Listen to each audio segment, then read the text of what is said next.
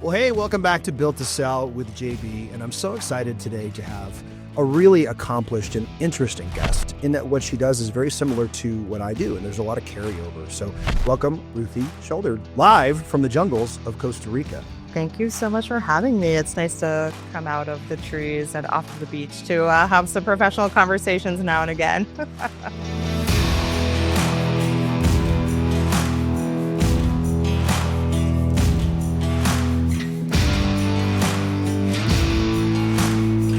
Yeah, you can't just play with like cute monkeys all day. You have to get a little work done. Yeah, true, correct. But I do try to do as much of my work from the beach as possible. Yeah, I mean, why not? Why are we doing this if we can't get to that point where we're doing most of our work from the beach?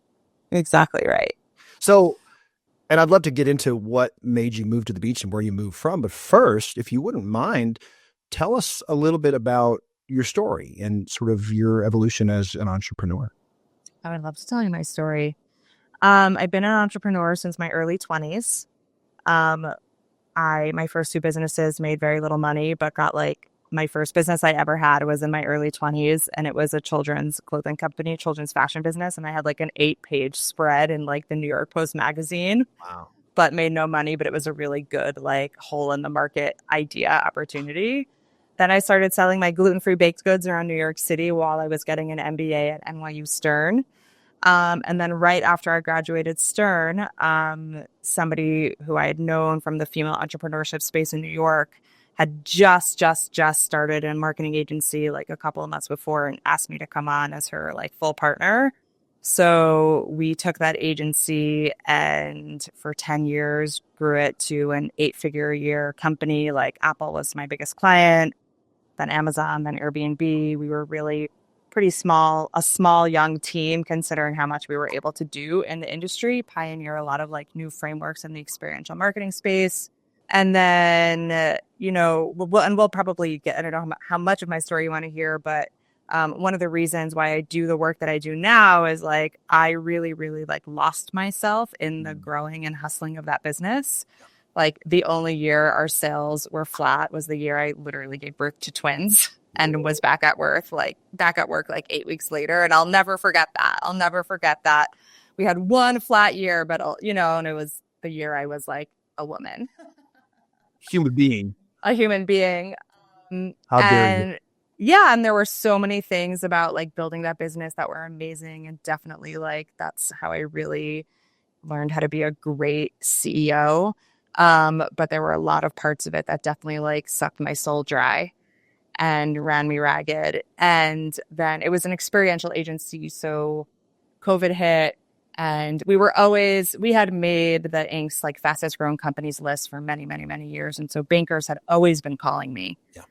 And I'd always said, oh, not yet. We're not there yet. And then COVID hit. And so most of my contracts like went on hold overnight, which actually wasn't even the biggest issue. But my former business partner and I decided pretty abruptly that we didn't want to work together anymore.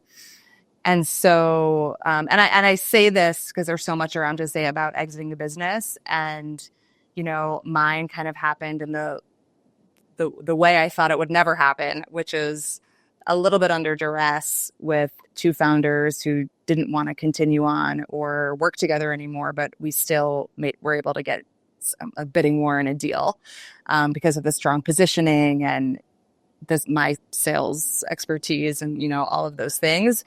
And the reason I give this like sort of long-winded story is that sometimes you exit and you get to retire off of that. And sometimes the freedom that comes along with no longer being in a business or on a hustle that actually was the right match for you anymore is just as valuable. Absolutely. Yeah. I always am so blessed to work with and sort of have my own exits and a lot of similarities in the stories. And I want to actually go back and then bring it forward a little bit. So the first two you started probably sounds like great learning experiences, but like a lot of us and listeners, those out there listening as well, usually the first one, maybe the first few things that you start, they're really more for lessons than they are for profit. And you don't know what you don't know. You just know that you have to start somewhere and you sort of get into that. So How did you make the decision, other than serendipity, it sounds like, in meeting the woman who would end up being your partner for the time that she was? How did you decide to go from business owner running a business, selling really direct to consumer products, to an agency? Because that's a pretty big pivot. Yeah. Specifically with it's a funny question, and I'll give you the true funny answer is that I was selling these muffins, Yeah. and I was in my 20s because I was in business school. I was waking up at 5 a.m. to like bake these muffins, and this was at a time when like I've been gluten-free now for 15 years, but at the time there wasn't anything. Like I remember distinctly going into a Whole Foods in Manhattan and trying a muffin that was in the aisle there, which was the only option. And I didn't have I'm a sure dog it's at the time. delicious. No, it was terrible. I didn't have a dog at the time. Sarcasm. And I said to myself, if I had a dog, I wouldn't feed them this. And what happened was how I switched actually from direct to consumer products to service was that one day I delivered like 80 muffins and they called me and they said, we weighed every single one of these muffins and three of them are like 2 ounces less than the others and we want a refund. And I was like, I'm done. That That's a wrap reminds on me of a this. scene from, I don't know if you've ever seen, all of you know I'm a big pop culture and movie buff, and that reminds me of a scene from Casino that was based on reality where Robert De Niro's character is playing Lefty Rosenthal, and he freaks out because he's in the restaurant talking about business and he's eating a blueberry muffin. And the other guy has a blueberry muffin, and he looks over and he says, look at your blueberry muffin and look at mine. And the guy says, what are you More talking about? He goes, blueberries. yours is full of blueberries. Mine has two Yeah. blueberries. And he goes in and just berates the chef. And so that reminds me a little bit of Yeah. That's exactly what basically what happened. And I was like, I'm out. Not for that. me. Not for me. Over a muffin. Yeah. And so, it was interesting also because at the time, and this is just a little bit more to the entrepreneurship journey, is like I had had an entrepreneurial spirit for a very long time. And when I was graduating from business school, again, many, many years ago, but all I wanted was a job at American Express. I was like, this is my ticket to like feeling safe, and nobody would hire me. And 2 years later, when I was actually pitching on the floor of the president, I understood why, right? Like it was not my path to be in that ladder, but I was just like, it was just always my path to figure stuff out through like to your point, like trial and error, essentially. And so my former partner, she had like this idea for this agency and was putting pieces into play already for that. And that was really, her dream. And now again that I'm out of it, I realize how much of it was her dream and like the building of the business of it. And we did lots of cool stuff. And there's so much that I was like super proud of, but it wasn't my dream. And so now I actually am building my dream and it just feels so much better. But it was like the 10-year boot camp of like literally like getting in the rooms with the biggest executives in the world and pitching them and making amazing deals and like honed all of my like positioning and selling and all of that, all of which you need as you sell businesses, which is the work I do now with my clients. Absolutely. You're preaching to the choir there. Yeah. This is an interesting direction we could go if you're comfortable talking about it, because one of the least understood and discussed things, and it's devalued in terms of the overall exit prep process, and also which to me is not a destination that you arrive at right before something happens and you're about to sell, which you sort of learned the hard way. It sounds like it's more something that you do as just a part of good general practice all the time, so that if life, a business situation, some headwinds that you didn't anticipate, or just energy levels change, you're ready pretty much whenever. What I'm curious about is the partnership aspect of this, because in my own experience, whether it's, partners that are, 2 to 4, usually more, and generally those businesses have a hard time scaling because there's too many competing agendas that are involved. But when they're smaller, you can tend to see alignment for a while, and then something happens to one or more of the partners. This is especially true if they're married, but you have something that happens to more and more of the partners, and then everything that was working on Monday isn't on Tuesday. And the dynamic shift that happens can be very difficult to overcome. So I'm curious, with being in the exit space now and getting to work with other folks, and then dovetailing that with your own experience, if you look back on that journey, Do you feel like there's anything that you would have done differently from when you really founded the company, whether that's explicitly structuring how and when somebody could exit or, alignment? Is there anything that you look back on and you say, I wouldn't have done it that way? I'm glad that I did it because I learned it, but is there anything you would do differently now, knowing what you do? I mean, how much time do we have? As much as you I would want. do it. I would do everything differently Yeah. now. I mean, the biggest thing, and this is what I work with my clients on, is like, even if you never actually want to exit your business, run it like you will exit it in 6 months from now or Yes, tomorrow, girl. Yes. because it is the only way for you to get out of the day to day of carrying the business on your shoulders. And especially for women, I'm not entirely sure why, but like they don't often see that exiting a business is possible and or possible for them. And so there's a really big gap in the conversation, certainly in the female entrepreneurship space around this. But a lot of them are like overwhelmed and want to get out of the weeds. And I'm like, even if whatever you're telling yourself now about like you can never sell or nobody would buy yours or whatever, doesn't matter. The 10x filter on building on every single business decision, the 10x filter on every single business decision that you make should be through the lens of your exit. Is 100%. this profitable? Is it simple? Like, I was just on the phone with a client now who we're working on we're about to go to market with a big exit deal for her. And, we were just talking about the same exact thing. And like, I had a huge team, I had a huge overhead. My clients really wanted to see us with a big team. And so we wanted to keep the clients happy, right? So we thought, I would say like our timeline for exiting was different before COVID. We thought we sort of had a plan, but we also we never really had a plan. Yeah. We were kind of like, we'll know when the time is right. We'll know when the EBITDA is whatever. Like, and I would have done every single thing differently. Yeah. All of it. I mean, but really specifically like how I viewed and shaped the business. And, again, like I think most of my clients are women. So there's like, well, it's such a masculine structure to be like going for the end goal. Yeah. But it's like the way to actually be most innovative and creative is knowing that like you're taking care of the biggest pieces here, which is again, like profitability, simplicity, positioning, building assets, and then like getting out of the way. Like if you had to take a year off tomorrow for whatever reason, what would happen to your company? Let alone, do you want to take off tomorrow for 3 months to go to Italy? Like you should be able to do any and all of those things, and people don't do that. And then there's a lot to undo. And so that would be my biggest piece of advice, or my biggest thing that I would have done differently, is focus on the exit from day one. Yeah. It's like how they say it about investing, I say it about exiting now. The best time to plan for your exit was the day you started your company. The second best time is now. Absolutely. We certainly share an ethos there and a belief system. And it sounds like it's a hard one for you. It was a hard one for me as well. In the first company that I exited, I didn't do that.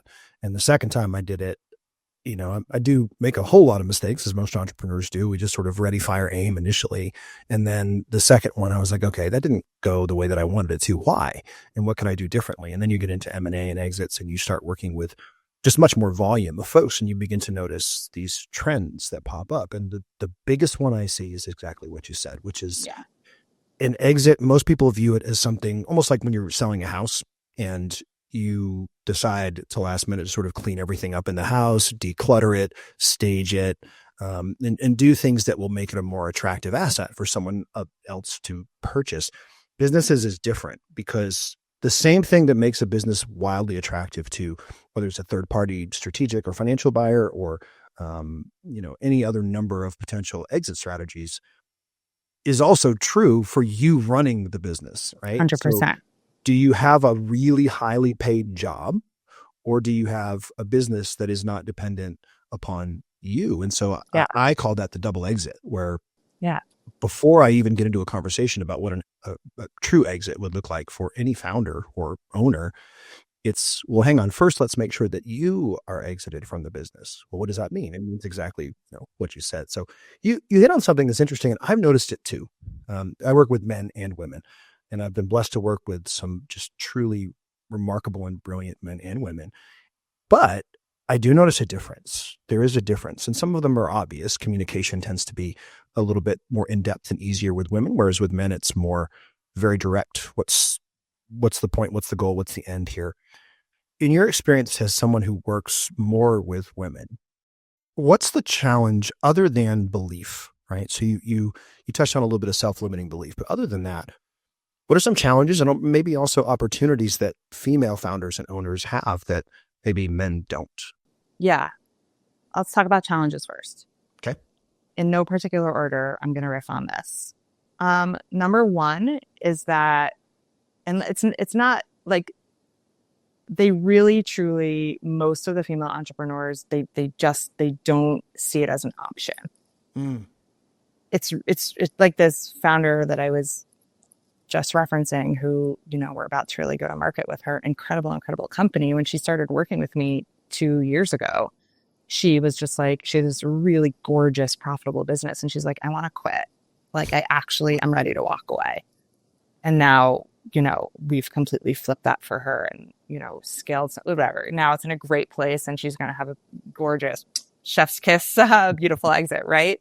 But I hear that over and over again. I hear lots of women who say, I ran a really successful business for 10 years and I didn't want to do it anymore, so I shut it down. So I'm not entirely sure on like exactly where that comes from, but I know that it's very real, or for whatever reason, it's not on the table. So that's number one. Number two is that I do think a lot of women, especially in my world now, build what not even necessarily like personal brands, but they're definitely more service companies. Yeah. Definitely a lot more service-based businesses. And I think that like, I don't know how it is in your household, but in many households, right? Like the women are the default doers.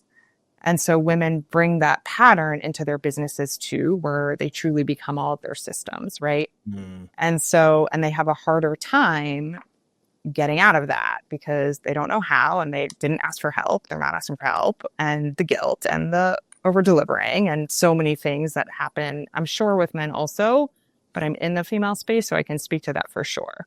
So I think because it's a lot of service-based business, there's also a lot of rhetoric around like service-based businesses don't sell as well. And, where personal brands don't sell as well. And, I'm about to go on like a big riff about this for my, in my own world. Is just like personal brands used to be very different. Now personal brands can be very, very asset-based. Before they really weren't. Yeah. And so, or in a lot of instances, they weren't. And now you can build a brand that has a lot of you in it or your whatever in it, but you can still smartly set it up to be asset-based, revenue generating, automated. There's so much that can be done now. It's not a default, not possible anymore. Like I think a lot of people used to tell you. And the third thing that I'll say is that like I was fed this my whole career. And I think a lot of people and I've heard men say it. So this isn't just a female conversation of just, don't build your business like you're going to sell it, because then like you won't be passionate about it or, whatever. Like it won't like be the truest version of the business that it's meant to be. And, while I think it's always great and wonderful to leave yourself open to innovation and changing course and miracles and all of the things that make life juicy and fun and amazing, I think that's really, really bad advice, as you and I just covered. And I received that advice overwhelmingly from entrepreneurs and investors and, like that, and teachers, right? Say like the number one rule about business is you don't build your business as if you're going to sell it, or else your heart won't be in it, or else it'll feel like work, or else. And I've completely switched my view on that now. And I know that I'm right. I can relate, and I agree with you. Yeah, I can I think the nature of what we do, if you're in exit planning and M&A long enough, some of us maybe come into this with a little bit of this personality, but you at least develop it, is you have the ability to play devil's advocate, even against yourself, and to really evaluate, okay, even if I don't agree with this, where is it coming from? Help me understand why. And I do understand, I think I understand the heart behind that. I've heard that before, and I understand the heart behind it, and I think it's sincere. I also think it's terrible advice, because I'm always a where's the lie kind of guy. Like, where's the lie in something that I need to find in order to flip my perspective of what's happening? And in that, I think the lie is that the assumption that you can't possibly be passionate about building something if you have in mind that you're building it as an asset to eventually sell. And the reason is and this is a thing that I do that everyone would tell you not to do, But I view, as a father, I view every business that I start or am involved with very similar to my children. And a lot of us do that. It's a thing that you've created out of nothing and that you're sort of watching grow. And there are some pitfalls to that. You have to be cautious with it. However, to me, what is the true role of a parent? It's to have this life that's created, and then you are blessed with the responsibility of helping to steward that life to adulthood, and to help that child become the best version of whatever that child was meant to be. And I think a business is a lot like that, in that we're creating, but we're also a steward. And that may mean that the let's say $0 to $25 million in revenue, what it took to get it from $0 to $25 million was you. And it was the thing that you had, that a unique set of abilities and skills and compilation of your life experience and your learning as you went. Well, often, not always, but often, what's necessary to take that business from 25 million to 100 and to really grow it more is very different than maybe what you have. And so it's just time for someone else. And it's a lot like that as a parent. When you raise your kids, there's a point at which they need to go out into the world and start to have experiences that go beyond you and to create their own life. And so I think with business, the lie is that you can't possibly be passionate day to day about a business that you're planning year to year for and a potential exit. I just don't see that as being true, because the converse of that, nobody wants to talk about, which is there's an identity problem. If you build a business and you never have any intention to sell it, and it's so wrapped up in the core of who you are, and you're pouring all of your passion into it, this is how we end up with this statistic, which is sobering. 1 year after exit, 75% of business owners deeply regret exiting. And it's rarely because of the finances.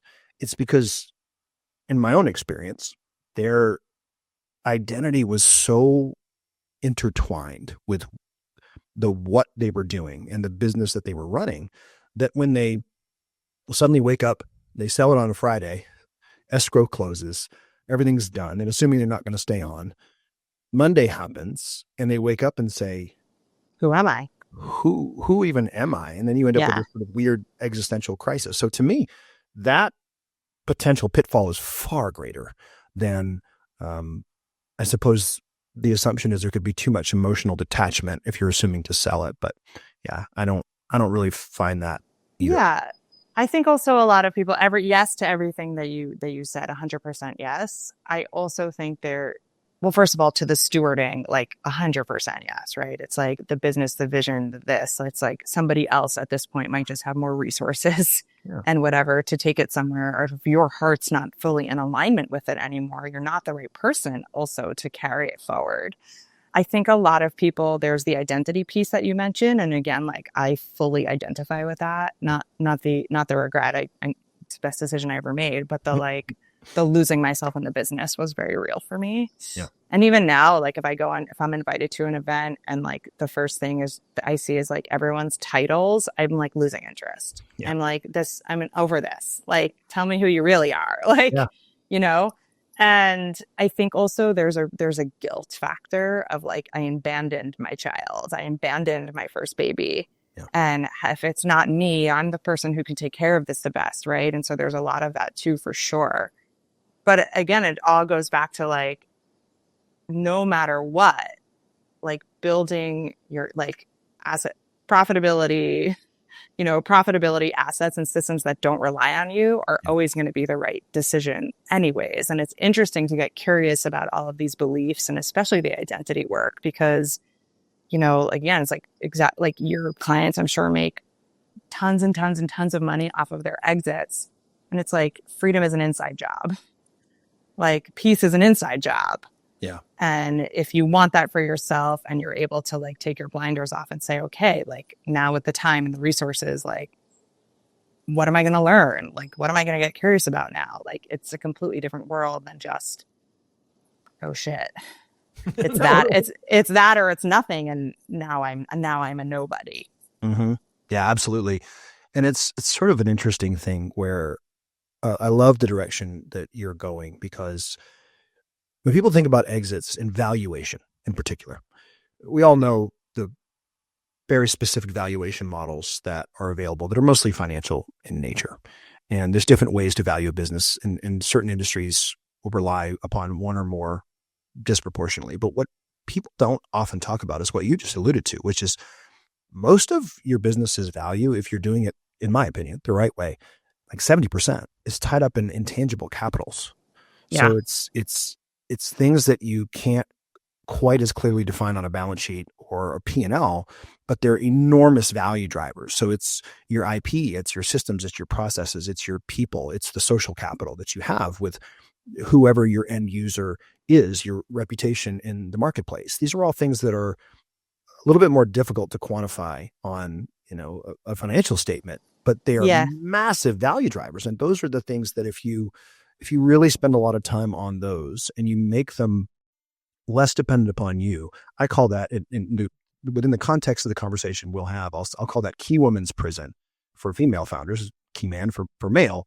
If a lot of us have this tendency to accidentally make ourselves so relevant to all of those things that we don't realize we're doing it, but we build walls of a prison around ourselves and then simultaneously find ourselves resentful and complaining about the prison we just built. So it's, if you can, it's, to me, it's a lot easier to start from how do I build this business in a way that avoids doing that and brings other people in and lets them also speak into what we're building together. Because the reality is, whatever role I'm filling, even if I'm brilliant, chances are that someone else might be able to do that better than me if I give Yeah. up a little bit of that, control. So the concept of, I don't think that's unique to women. I do think guilt and that sense of radical responsibility is just an entrepreneur thing. I think for most, not all, but Yeah. I think you're right. I do think women, and I'm thinking about my lovely wife right now.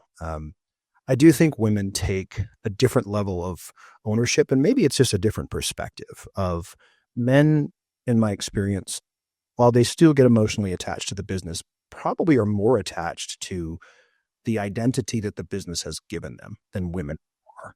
Whereas women tend to be more attached to the creative, ideative process of what they're building and the responsibility to, their end customers and sort of employees and everything else.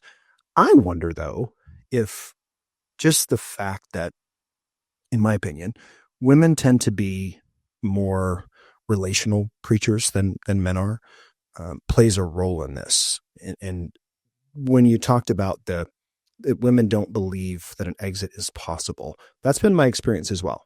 And it takes a little bit of convincing and really just data to show like, hey, no, if we do X, Y, and Z, you have a great asset that somebody would want if we do these things. It does. It takes women a little bit longer to buy into that. And I have always wondered why that difference exists, because I think of, I have a son and I have two daughters, and all of them, whatever they choose to do in life, I think that they'll be great at because I'm their dad. But I don't look at them as, well, my son can go and build a business and become this amazing entrepreneur.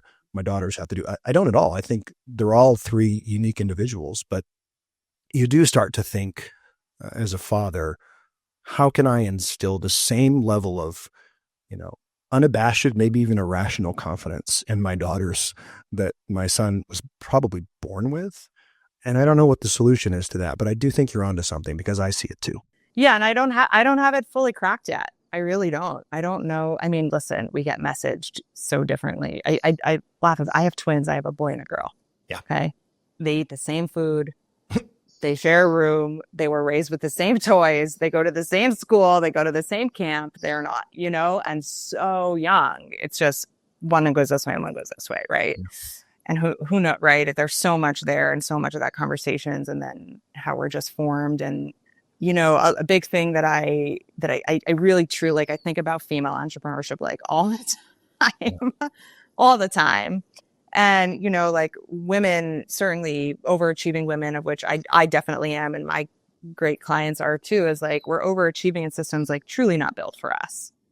And so we're like pushing so hard and so uphill around systems truly not built for us. Like now I think we're finally coming into the generation of where there's so many more like really successful female business owners who are also speaking about their journeys and stuff. But like, it's still pretty new. Like, I think Yeah. like, and even the ones that we would look up to before, they were few and far between in terms of owners. And then you had like, these female CEOs and stuff, corporate women, but also it was always like kind of a handful. And so, again, I don't know exactly where, why, who, and how, but I think it's everything. I think it's everything. I think it's how we're meant to hold, how we're like sort of taught on a subconscious level to hold responsibility and to keep ourselves accountable. And again, like we're fed these language around you're only passionate if, like you're successful if, right? And and then you just have so many people who are, if they're mothers or if they're wives, and they're being pulled in so many different directions. And then I also just think there's a point of being reached where it's just like, somebody just tell me what to do here. Yeah. It's always interesting to me to see the balancing act between women who are building businesses or even executives, to your point, and they've been taught, and I think this is changing, and I think maybe that's a good thing, but they've been taught and told for a period of time that go climb that ladder, go out there and slay, go out there and kill it in the business world, and make that your number one priority to go and to prove whatever it is that needs to be proved. And the family stuff can come later, or it's not as important, almost as if it's sort of like a huge overreaction to the way women were treated in, the 50s through whatever. And Yeah. I think that because of that, and this is just the stuff a dad thinks, in 2024, it's why does being a great mom and having a wonderful family experience and being a badass business owner, why do those two things have to be mutually exclusive? Why is that a binary thing when in reality, Yeah. many of the clients that I work with do get to a point where they can do both? And that's not just women. Men get the opposite of that. So men get, do things to be a good dad. But the most important thing for you is that you go out there and you provide for your family and you kill it in business. Don't you Right. ever put, going to your kid's ballet recital ahead of an important business deal. That's the message that men get. Whereas women, I think, probably get a little bit more of the other, but it's just a weird dynamic. But I do think we're coming to grips with that as a culture, and understanding that there is no one size fits all. What works for my family and my business isn't necessarily going to work for yours, and vice versa. And we just sort of figure out this elusive concept of balance, whatever, that Yeah. means. It's different for each person, but it does Yeah. feel like we're moving in the right direction. It's just awkward. Yeah, well, I think, I'm in my 40s now and I'm building my company now it's a coaching business, right, for female entrepreneurs, and I'm building an internet education business, right? Like I used to be on red eyes twice a month. Now I do most of my work from the beach in 3 hours a day, and making huge deals on Zoom, right? Like I've just decided everything that I told myself I needed to do in order to be successful before is no longer true. And the reason I'm like expanding into that, it's proven to me before, is the generation of their many female coaches who I learned from. They're my coaches now. They're much younger than me, much. And they have these beautiful businesses, and they're making so much money with these incredible internet companies where they're not only living in their truth and in their values, but they're designing, and of course, not everything's perfect. And when you're an entrepreneur, there's always a learning and there are so many trade-offs, but like the ability now to move through things differently is different. But I think a lot of women, and again, I'll talk to the women, like I get it because I've been in this world now for a couple of years. But there are so many people who still they don't get that there are other business models, right? Like that there are other ways of just like even with automation, right? And like Yeah. right now, I mean, like I was always the sales system in my agency and all of my businesses. And honestly, until right now, I'm fully building out my first funnels, right? It's like I'm committing to not being the sales. Like it's not worth it to me if I have to be the sales system. It's not worth it to me. And so it's smarts. And it's committing also to the unlearning and saying, okay, that worked for me. It got me to here. It taught me lots of things. But like people who know me, I live a full life. I Yeah. really do. I take risks. I have my only regret in life is how much time I miss with my kids when they were smaller. It is my only regret, truly. What I would do to go back and be able to have those dinners with them. And like, I just so prioritized the business, and I would sit in front of them and I would be thinking about work even when I was in front of them. And I just felt such a responsibility to my partner and to my clients and to my business. And so like learning boundaries now and healing the codependent, it's like there's so much that goes into it. And that, and again, like there's just advancements that are being made and people who are paving the way that I'm certainly learning from, and I hope people then learn from me and learn from all the other women that I'm learning from too. But yeah, it's like, again, the systems, like the grinding and the even just like the grinding 40, 50, 60 hours a week, whatever it is, like we're just not. And I'm sure you see this with your wife, or hopefully you see this with your wife. It's really not meant to be that, like physically, spiritually, anatomically, like it's not meant to be that way. But we weren't given a choice. And Yep. I reference the Lean In book, even though I've never read it, but I need to. But like the Sheryl Sandberg, and bless her heart, she does like so many amazing things in the world, and it's really not a knock to her. And she was raised in the same way, but my understanding of the Lean In era was like do more, do more, do more, do more, do more. Yep. Never sleep, be everywhere all at once. You can have it all. Yeah, except then you have nothing, right? And so again, I think there's a lot more conversation around like treat yourself like you're an athlete, right? Like you need to rest, you need to pull back. Or even for me, like me dropping into meditation now and getting like I'll get clarity. None of my best ideas come to me when I'm sitting at a computer. None. Mine are always in the shower. In the shower, taking walks, whatever, like always. And so I know that now, right? And so it's like, how are we normalizing the ways in which we actually can perform best, as opposed to, again, these like systemic things that somebody decided was a good idea that just might not be a good idea. Yeah. So much wisdom in what you just shared, but there's one piece that I want to bring back, because I think if we we take a lot of pieces of this conversation and turn it into clips that people would find interesting. But there's one in particular that just hit me like a freight train, because I can actually relate to it as a father, but I would imagine as a mother, it's more concentrated. You said that the one regret that you have, and I love that you only have one. I'm a sort of Frank Sinatra guy, right? So I don't have a lot of regrets either. But the one regret you said you had is that you didn't get to spend more time with your children when they were young. And contextually, I can understand that that's because you were in build mode and you were really trying to do things that I'm guessing your heart, you thought was the best thing for your family and for them in the long term. And so it was a trade-off that you felt that you had to make. But if you had to go back, and I think I know the answer to this, but I do want it to be explicit, that trade-off that you decided to make and the opportunity cost that it presented to you, looking back, was it worth it?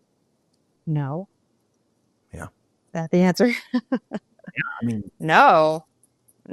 I've got a similar story. It was before I became an entrepreneur, and I was still working as a corporate fixer, basically. And I was gone. You said the red eye, thing. I used to call it the red eye tango, same thing. And I was on the East Coast, but a lot of the clients that we would work with were on the West Coast or even outside of the US. And so, I would leave on Monday morning, crack 30, and often wouldn't get home until Thursday or even Friday. And that was going on for months and months and months. And at the time we had a really young, my son was very young. I mean, he was probably 2.5, maybe 3. So sentient and able to have conversations, and just such a wonderful age. And my wife was also pregnant with our middle daughter. And I had been gone for 6 weeks straight, basically. Wow.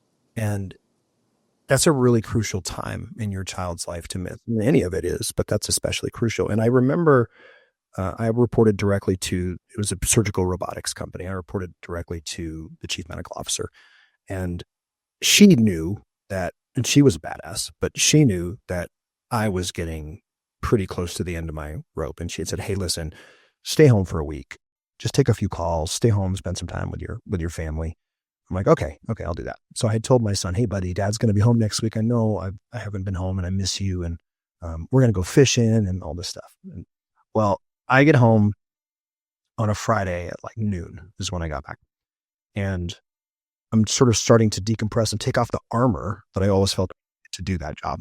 Sure. Well, I don't know, 5:45 that night, I get a phone call, and it's a California area code. So I knew something wasn't right. And so I answer it, and they're like, "Hey, listen, I know you're supposed to be off this week, but we're really sorry. There's a problem with," I won't name the hospital, big hospital system out on the West Coast.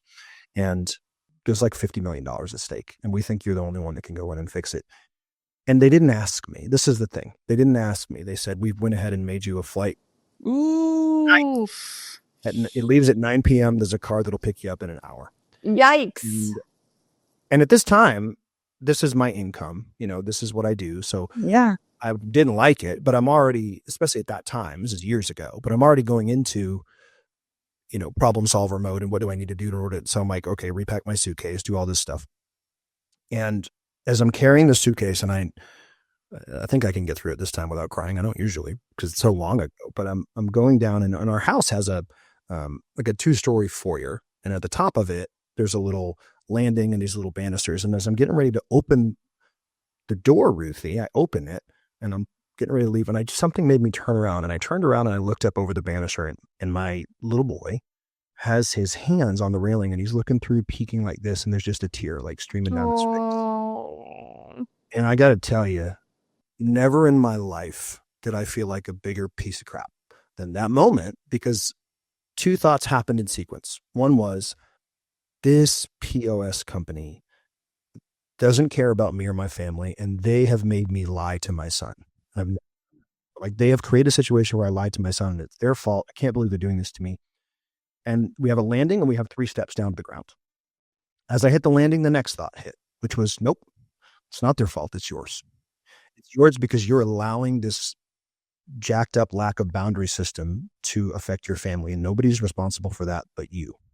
And then I kid you not, from the time I hit that landing top step to the 3 steps down to the pavement, when my foot hit the pavement, I knew that was the last trip I was ever going to take for that company. Yeah. And I knew it was over, because I was not willing to miss an additional 2.5 years in the first few years of my daughter's life. And Yeah. so I left and started a business. But I can so relate to that, because I think as business owners, and I'm sure, I know this is concentrated for women, because I love my kids. I would step in front of a truck for any of them without even thinking about it. But I don't think I love them the way my wife does. That's just the truth. Yeah. I love them to the core of my being. She loves them in a way that I'm not physically capable of loving them. Yeah. Every waking moment of their day, she worries about. Every single interaction that they have, she's thinking deeply about, what does this interaction mean for them? Is this okay? I mean, to me, the most minute of things, but she tracks and thinks of and processes emotionally all of it. She rides every high and she rides every low. Yeah. And so to me, having that natural, beautiful thing that I think is built into mothers, and also having some of those same feelings about a business that you've created would create this tension that would be very difficult. Yeah. I mean, there's a couple things to say. I think also age, right, is something. It's like you just mature and you decide and your energy shifts. But it's like essentially you and I definitely, and many people in our situations, is like you shift who you're holding yourself most accountable to, or what you're holding yourself most accountable to. And also you become smarter and more resilient, right? Like I too, right? Like I said, the travel, actually right before COVID hit, I had made a decision at the end of 2019. I was like, it wasn't even like, I'm never going to go on a business trip again. It was like, I'm done being summoned. Yes. I'm done being summoned. Somebody else doesn't get to decide this for me anymore. Yeah. And again, like when the executives at the top companies in the world say, we need you here tomorrow for this meeting, and you're running a baby agency and there's 27 people on your payroll who you have to take care of, like you fucking do it, right? Yeah, but it's like, it's the priority, right? It's like holding myself accountable to the entity of the business. And I get to the maturity now. It's like now clients come and go. Okay. Right. Like you don't want to vibe with me. Okay. Right. There's a grit for me. Certainly I won't speak for everybody, but there was like definitely more of like a grippy scarcity mindset of like, I have to keep them happy. I have to keep them happy. And now, like, I'm still in client services. I'm building a very different kind of business. And honestly, like, some of my mentors that I learned from the most, I learned most about boundaries and boundaries with clients. It's 100%. just something you have to really like internalize, especially as if you came up earlier on in your career as somebody who was such an overgiver to your clients. And so there's a wisdom and there's a maturity there that all the pieces come together. Like, I'm a much more seasoned entrepreneur, and I'm so much more rooted in my own values and in my own, like, giving zero fucks about whatever, you know?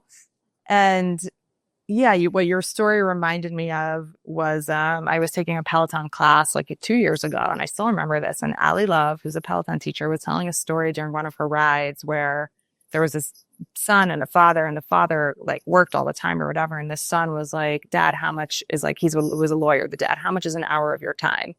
I don't know, it's $500. Okay, Dad.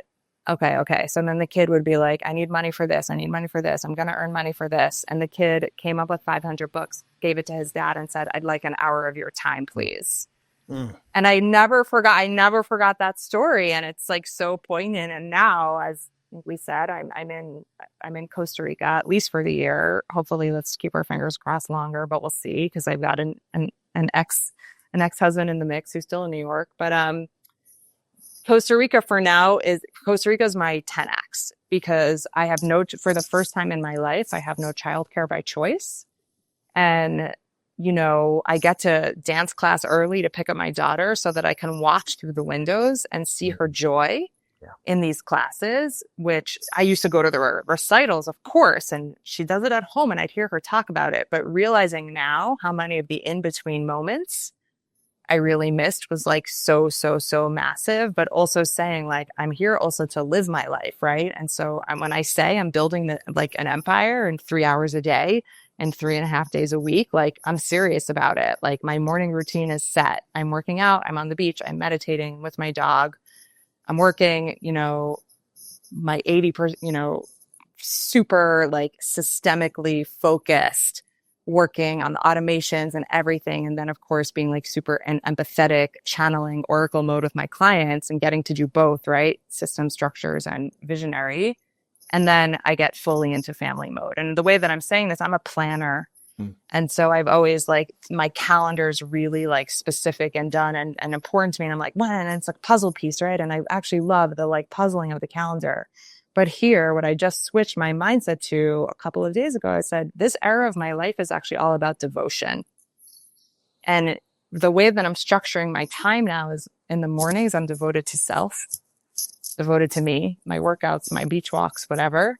In the middle of the day, I'm devoted to my purpose, my work, serving clients, building something, having impact, growing my audience. And then I'm devoted to my family. Yeah. And that feels really good to me. But it took a long time to get here, but I'm happy that I finally arrived here because I think a lot of people also don't. No, they don't. It's really beautiful to hear that. I think in analogies. I do it naturally. I always have. And what you just described, I can relate to. Almost every founder that I've ever worked with can relate to as well, at least at some point in their career or if they're still in it. And the analogy that I create is sometimes those of us who just have a certain type of personality, and there's a disproportionate number of those who find entrepreneurship, we can find ourselves feverishly almost killing ourselves in an attempt to win a race that we never intended to enter into the first place. But because you find yourself in it, the competitive part of you steps in and you're trying to get to that end result. And sometimes there's a day that mine was, I've had multiple, but that one that I shared about my son was the one that just sticks out the most. You have this realization where like you're taking damage. There's dents if you're in a car race. You spun out twice, but you're still, maniacally trying to get back to the front and to win. And you have this realization of like, wait a second. I never woke up one day and even intended to be in this race. Why am I doing this? And that leads you to a very deep sense of questioning. And the questioning for me and for a lot of folks that I've worked with is, who am I? Who do I want to be?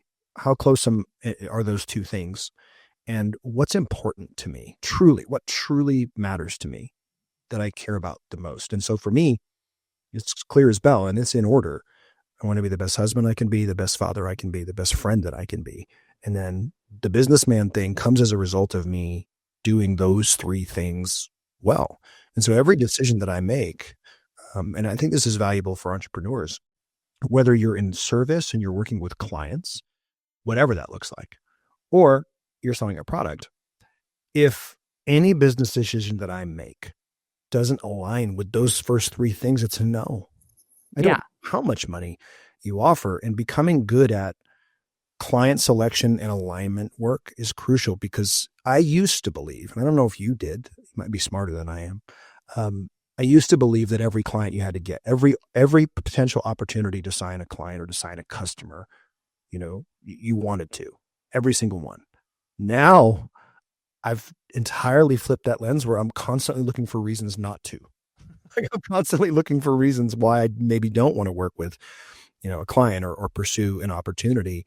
So it's an exclusion criteria and not an exclusion criteria. And to your point, nothing has been more powerful, because my oldest is 13, and we have an 11-year-old and we have an 8-year-old, and you start to do math and it's not in your favor of the amount of time that you've spent with them versus the amount of time that you really have remaining with them being a daily integral part of your life. We all hope our kids grow up and we spend all kinds of time with them, but life happens and they go build their life.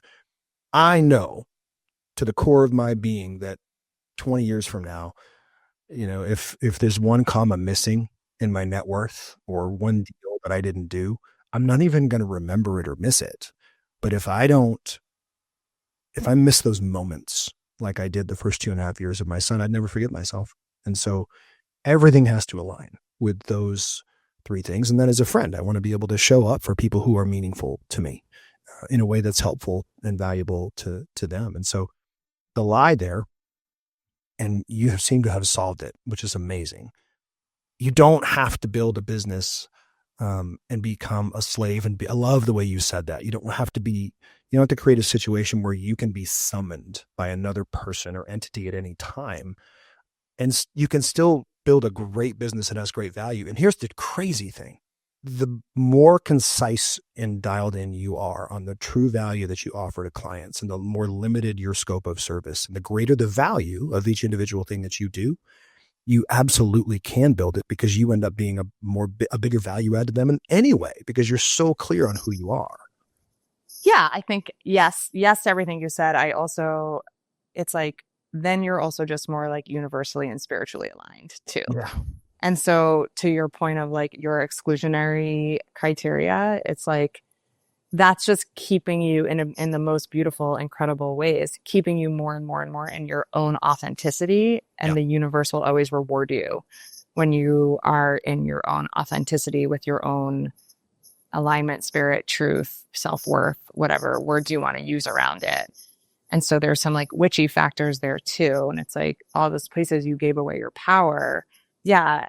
Structurally and outside, right? Like all those things that also like feed ego, right? Like I've won a ton of awards. I was in a ton of magazine spreads. Like, yeah, it was cool. It was cool at the time, but it's like, yeah, but it's like, did it save my marriage? No. Like, you know what I mean? Or whatever it was. But like the being in, I really truly believe this. It's the work that I do. It's like the work that changed my life the most from the teachers that I've learned from is just like, and it's also why I actually switched from working with brands to working with leaders. I'm like, leaders and alignment change the world. And like your values, right? To your point, like you want to be a good dad and a good friend and a good husband, all that stuff. Like I say it similarly, but in a little bit of a different way, is like, the only thing that I care about, and I sit with a lot of plant medicine, I do a lot of like deep ceremonial work and stuff like that. And the only thing that I actually care about at the end of the day is that my kids know how loved they are by me.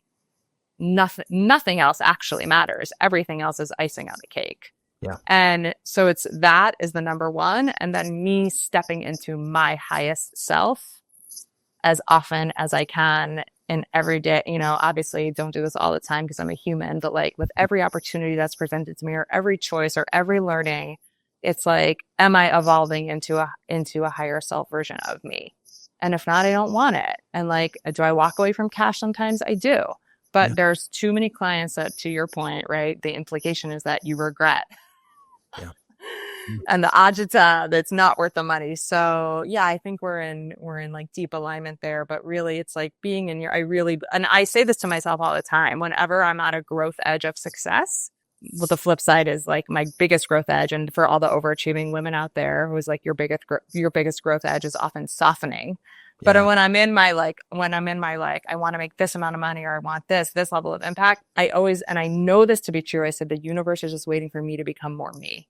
That's it. That's it.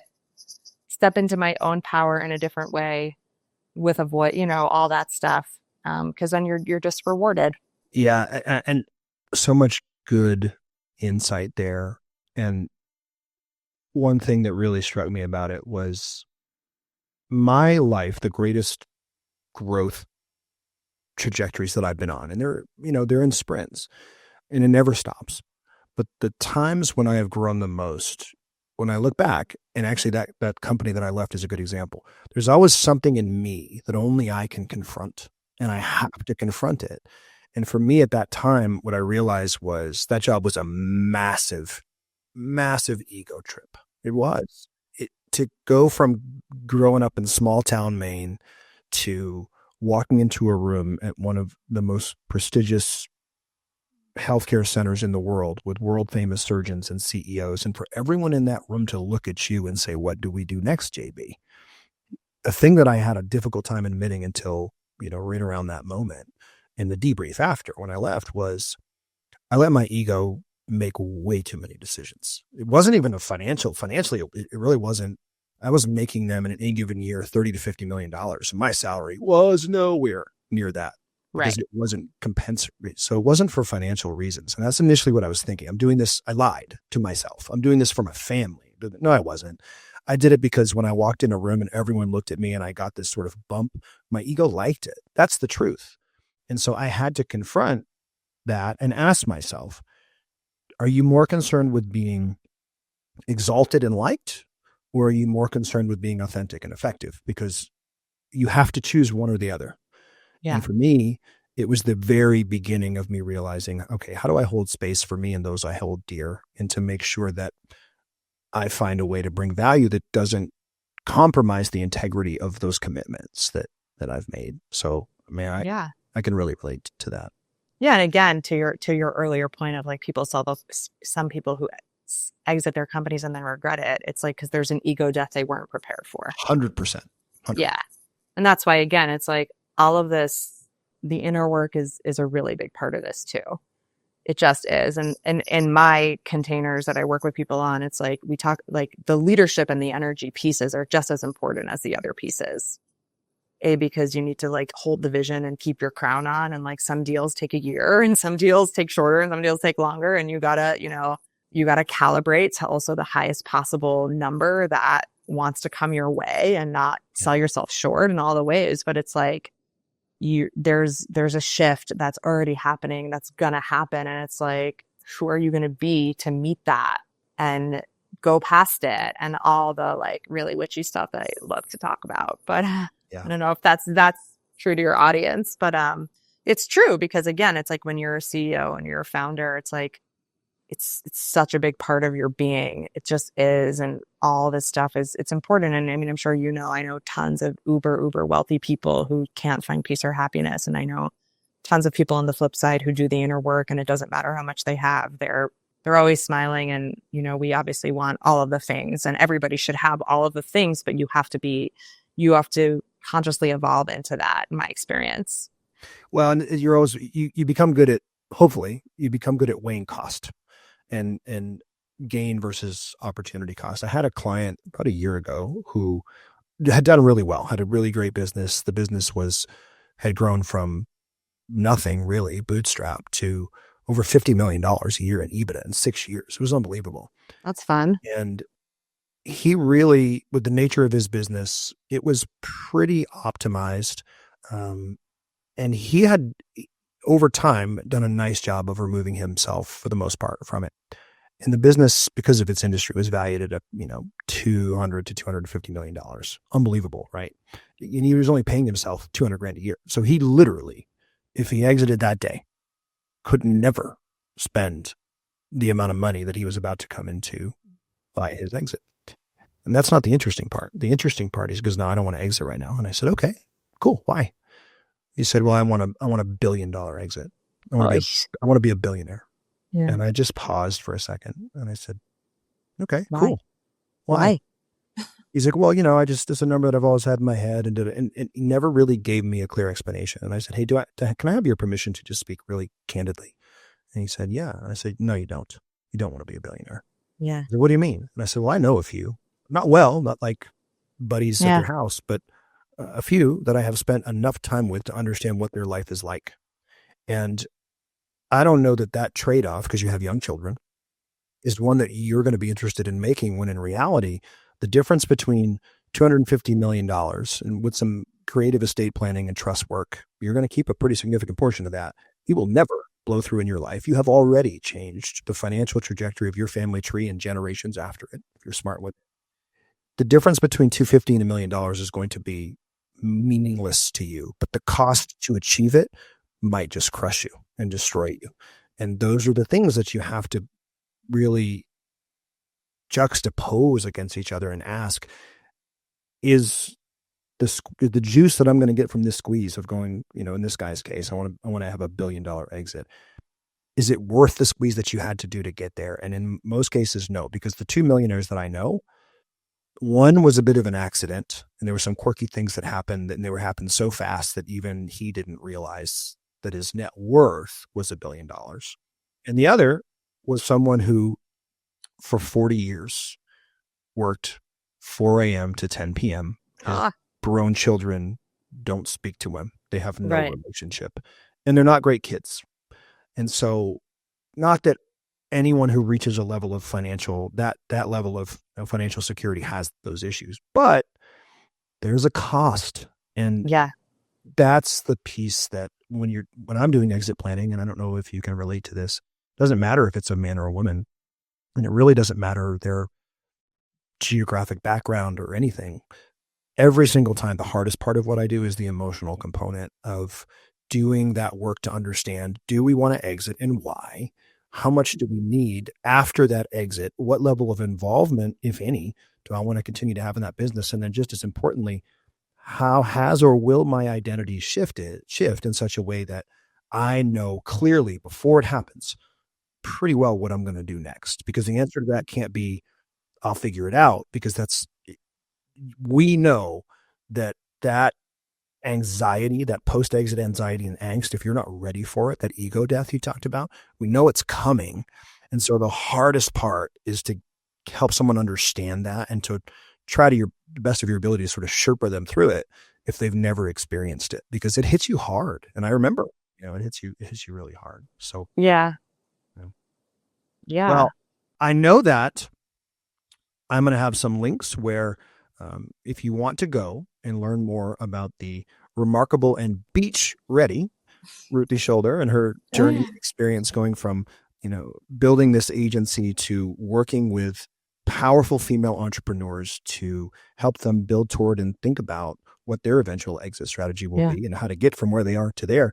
We will have all of her links, and you can reach out and contact her. And more than anything, I just want to, from the heart, sincerely thank you for taking a little time away from the beach and your family to chat with me and us. Yeah, this is a fun conversation. And just to add on to that, everything you said about what I offer, but also taking them all the way through the exit for sure, and helping them also on what is on the other side of that is a huge part of my practice. So just to add on to that, this was so fun. What a nice conversation. So appreciate it. Yeah, thank you for the time. Thanks for having me.